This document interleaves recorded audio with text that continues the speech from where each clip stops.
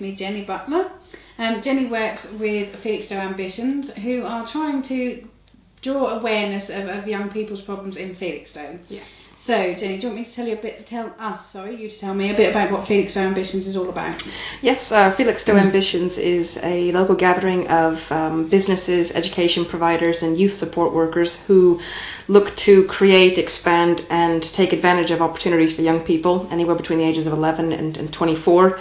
And a subgroup of that committee is called Ambition to Survive, which is something I'm trying to get up off the ground at the moment. Okay.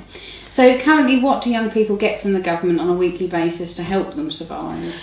The absolute most that young people get at the moment is about £55 a week, and I understand that is capped from the ages of 18 to 24, if I remember correctly. I am still learning about this as I go along. I've kind of jumped in head first. Yeah. But that is then taken up by about £20 a week for housing. Yeah. And then they still at that point have to buy food, clothing, necessities, loo roll, everything, you name it. Well, as we all know, shopping isn't all that cheap anymore, is it? No, not anymore. So what ways are Felixstowe Ambitions trying to help these young people then? Well, they get involved with trying to find the quickest way possible to get people into housing, access to the benefits that are necessary for them to stay alive, education, apprenticeships, job placement, job training, help with creating resumes. You've got areas where young people can go to have something with which to occupy their time rather than wandering around the street. The list just goes on. It's just a matter of finding them and exploiting them. Yeah. So how can the community get involved?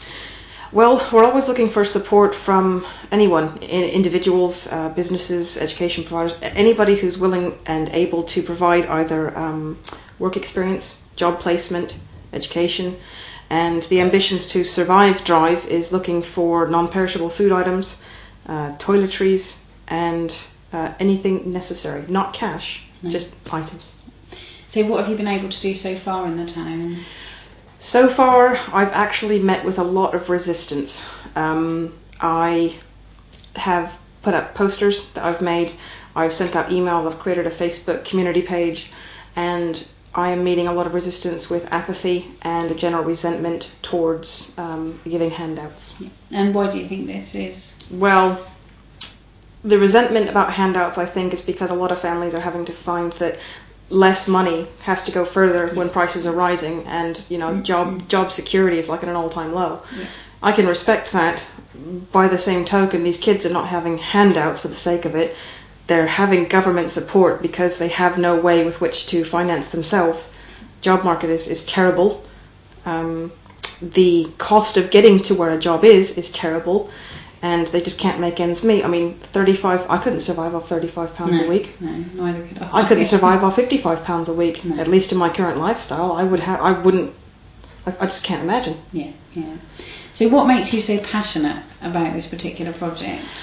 Several reasons. One is that I have a lot of empathy for young people. Too many people stereotype young people into yobbos, hoodlums, hooligans, whatever you want to call it. But in actual fact, this is the time at which they're finding themselves, and they're going to test limits, push boundaries. And I'll be the first one to go and sort of have a pop at one of them if I catch them playing with my car antenna or something like that. By the same token, they shouldn't be going hungry.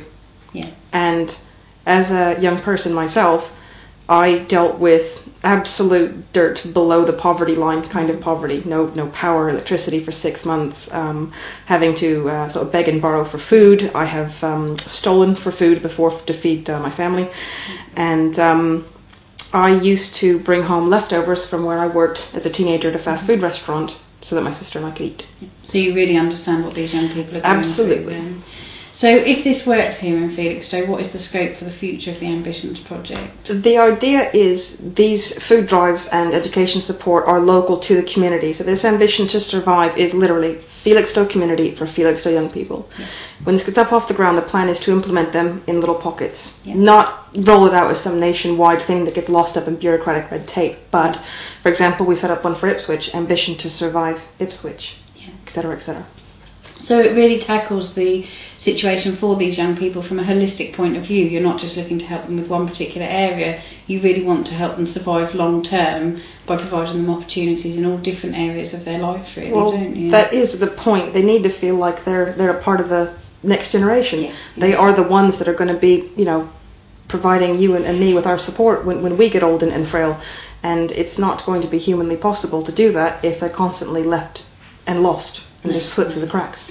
So if people want to get involved and come and help you with this project, how can they do that? There is information available on the internet. There is, as I say, the Facebook community page. I have my contact details with my email address and telephone number. Food can be dropped off and information can be obtained from ITS Training Services, also Felixstowe College. Contact for that is Jackie Edson. Okay. Any number of ways. You just need to pick up the phone or write an email. Okay, thank you very much for coming in. Thank you. So that's Jenny talking to us about the Felixstowe Ambitions project.